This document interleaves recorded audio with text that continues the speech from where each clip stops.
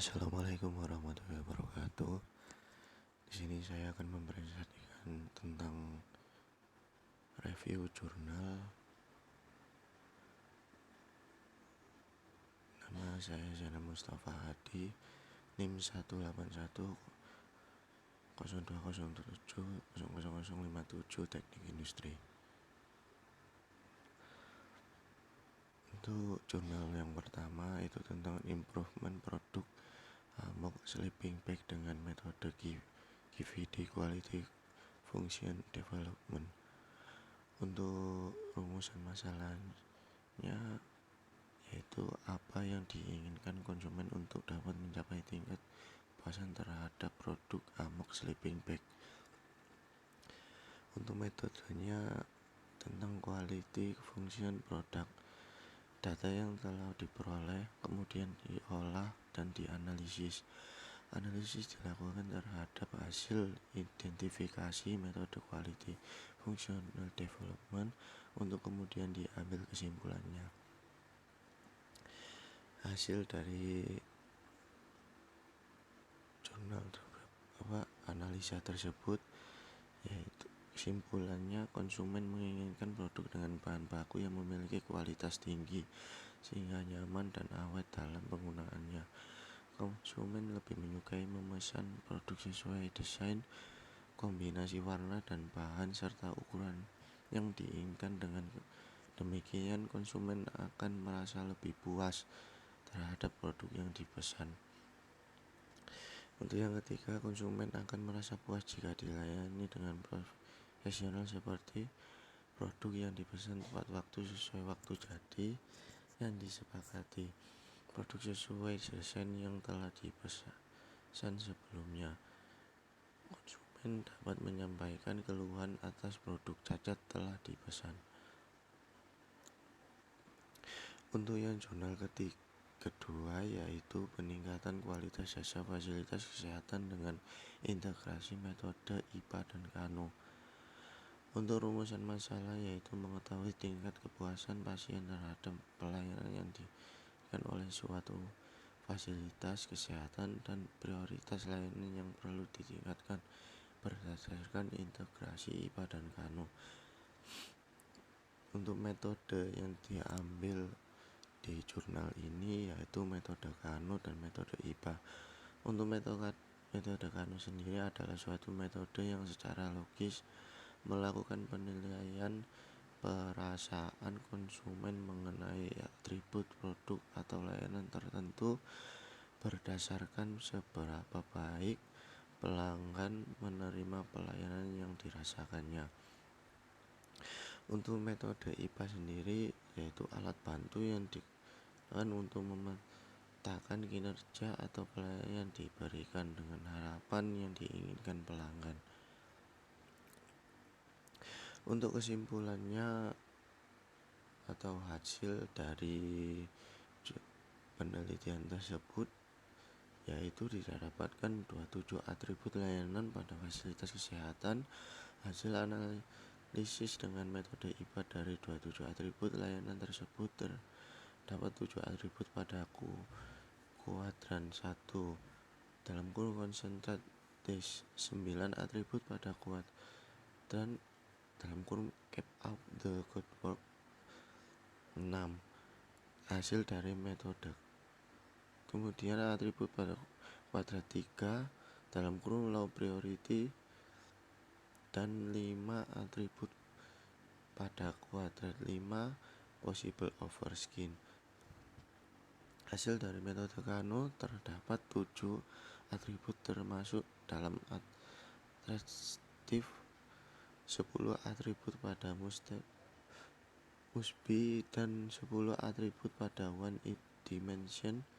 Dari hasil integrasi metode IPA dan Kano didapat 14 atribut yang harus dipertahankan kinerjanya agar kepuasan pelanggan tidak turun.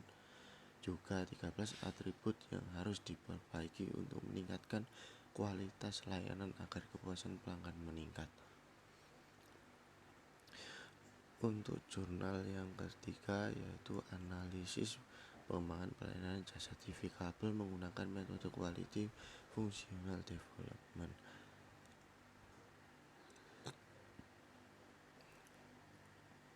Rumusan masalah yaitu upaya pengembangan dan perbedaan kepuasan konsumen jasa TV kabel ditinjau dari segi usia, jenis kelamin, profesi atau pekerjaan, juga tingkat pendidikan konsumen agar dapat diketahui kebutuhan apa saja yang sesuai dengan 2 poin di atas. Untuk metodenya tersendiri yaitu diambil metode QVD Quality Functional Development.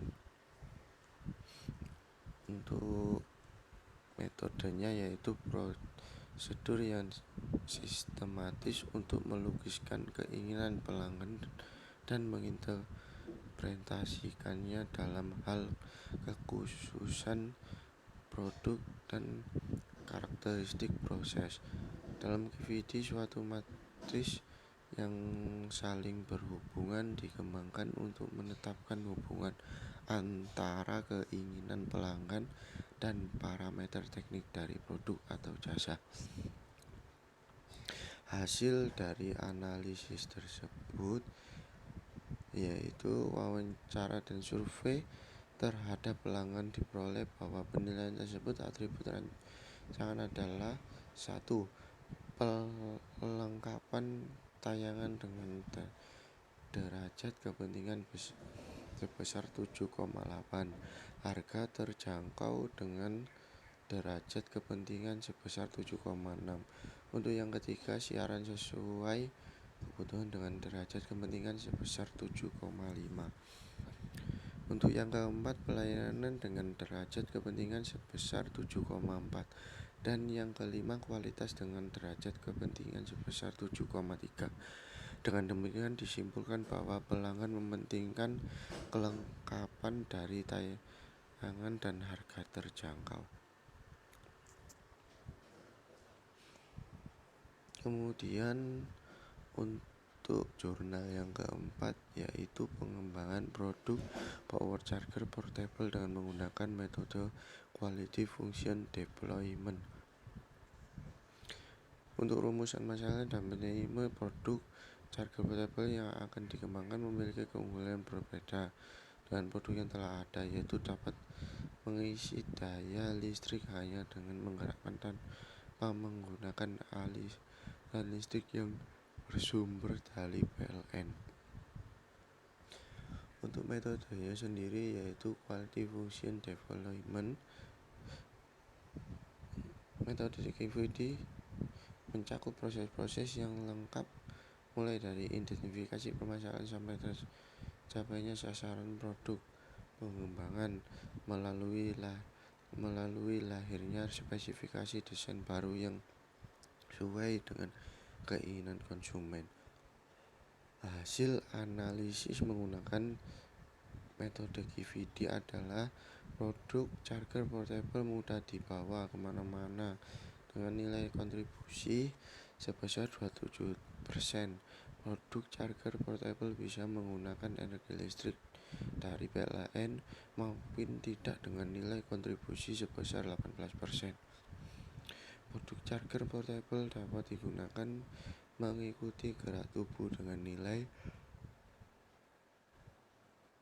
kontribusi sebesar 13%. Produk charger portable menggunakan material yang ringan dan mudah didapatkan dengan mulai kontribusi sebesar 12%. Produk charger portable dapat menyimpan daya listrik dengan nilai kontribusi sebesar 11%. Untuk jurnal yang terakhir tentang implementasi quality function development dalam QVD dalam upaya peningkatan kualitas produk udang beku. Rumusan masalahnya yaitu bagaimana mengevaluasi cara pengembangan pengenalan mutu pada pengolahan udang beku di hasilkan PTX dengan menggunakan metode Quality Functional Development. Untuk metode QVT tersendiri akan berjalan jika pelaksanaan tahapan metode tersebut dilaksanakan dengan baik. Tahapan utama yang harus diterima dalam melaksanakan metode QVT adalah penjaminan kualitas produk dan jasa, penilaian konsumen terhadap produk dan jasa, pembuatan angket kebutuhan konsumen, survei konsumen, penyusunan daftar periksa serta pembuatan matriks House of Quality. Untuk hasil dari analisis tersebut yang telah dilakukan, maka dapat disimpulkan bahwa peningkatan atau perbaikan layanan PTX yang sudah ada saat ini perlu dilakukan dengan mengusulkan atau merekomendasikan perencanaan yang berbasis web agar keinginan pelanggan yang tadi tidak dapat dipenuhi sehingga dapat dipenuhi. Untuk dapat memaksimalkan penggunaan pelayanan PTX sendiri adalah 1. Kemungkinan pelanggan dalam memesan produk karena memiliki persen bobot sebesar 16,36%. Untuk yang kedua, meningkatkan kehandalan perusahaan dalam memberikan informasi terbaru mengenai promo karena memiliki persen bobot sebesar 15,84%. Untuk yang ketiga, meningkatkan variasi layanan dalam pemesanan karena memiliki persen bobot 17,32.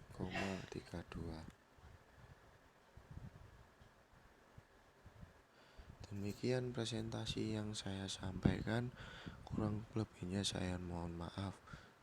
Wassalamualaikum warahmatullahi wabarakatuh.